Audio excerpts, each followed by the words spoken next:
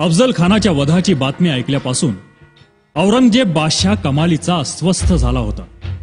हिंदूंचं स्वतंत्र राज्य स्थापन करू पाहणारे शिवाजी महाराज हेच दिल्लीच्या तख्ताचे जबरदस्त शत्रू आहेत याबद्दल औरंगजेबाची खात्रीच झाली होती. शिवाजीचा बंदोबस्त करण्यासाठी औरंगजेबानं आपल्या मामाला शाहिस्ते खानाला बोलावलं. तो त्याला म्हणाला, काय वाटेल ते कर, पण शिवाजीचा पराभव झालाच पाहिजे. तू मागशील तेवढं सैन्य मी तुला देतो, पण मला शिवाजीचा पराभव हवा. एक लक्षात ठेव, जर का तुला हे जमलं नाही तर मला तोंड दाखवायला सुद्धा येऊ नकोस. शाहिस्ते खान निघाला. आपल्या बरोबर औरंगजेबाची सुसज्ज फौज घेऊन निघाला. अनेक हत्ती, उंट, हजारो घोडे, दारू गोळ्याचे छकडे, तोफा, शस्त्रास्त्र, जे जे बरोबर घेणं शक्य होतं तेवढं सर्व साहित्य घेऊन शाहिस्ते खान निघाला. त्याची फौज सागरासारखी अवाढव्य होती. अजस्त्र लोंड्यासारखा तो स्वराज्यावर चाल करून आला.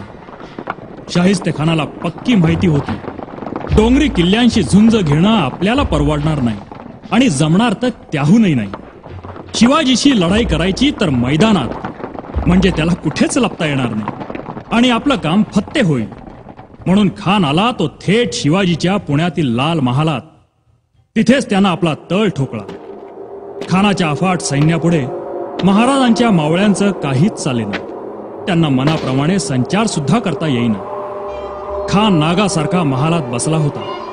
शिवाजी महाराजांना मोठा प्रश्न पडला, या खानाला पुण्यातून कसा हुसकावून लावायचा, कारण समोरासमोर लढणं केवळ अशक्यच होतं.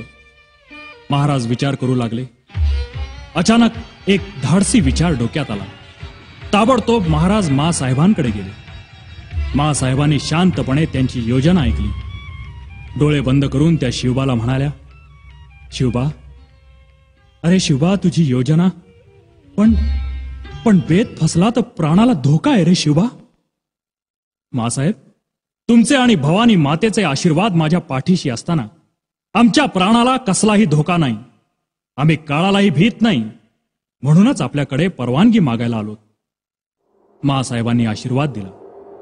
इकडे शाहिस्ते खान पुण्याचा बंदोबस्त चांगलाच वाढवला होता. वेशीच्या आत येणाऱ्या आणि जाणाऱ्यांची कसून चौकशी होत होती. महाराजांनी आपल्या एका मावळ्याला लग्नाची वरात मिरवीत आणण्याची परवानगी मागण्यासाठी शाहिस्ते खानाच्या अधिकाऱ्याकडे पाठवलं.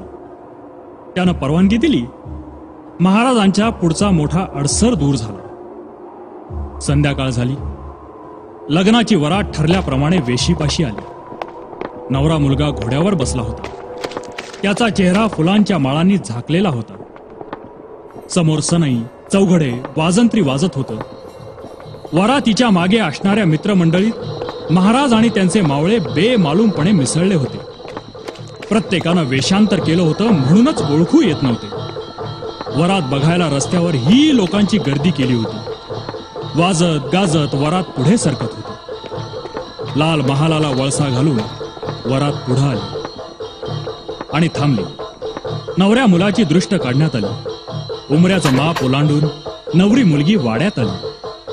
वरातीतले लोक पांगले. अंधाऱ्या वाड्यात नवऱ्या मुलीनं आपला वेश फेकून दिला. आत एक मावळा होता. हातात तलवार घेऊन तो बाहेर पडला. वरातीतल्या मावळ्यांनी सुद्धा आपापल्या तलवारी बाहेर काढल्या. सगळ्यांना एकत्र जमवून महाराजांनी हलक्या आवाजात सूचना दिल्या. महाराजांना लाल महालाची खडानखडा माहिती होतीच. अहो, सगळं बालपणच तिथे गेलं होतं ना. महाराजांनी खिडकीतून स्वयंपाकघरात प्रवेश केला. तिथे आचारी दुसऱ्या दिवसाच्या जेवणाची तयारी करण्यात मग्न होते. महाराजांना बघताच ते गोंधळले. त्यांना आरडाओरडा करण्याचा वेळ न देता त्यांची गठडी वळण्यात आली.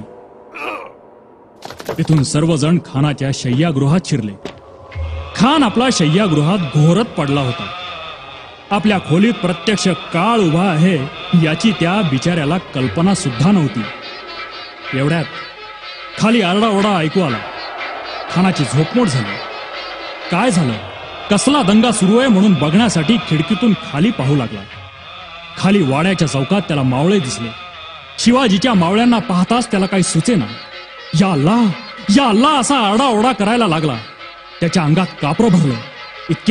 इतक्यात खिडकीतून महाराज आत आले.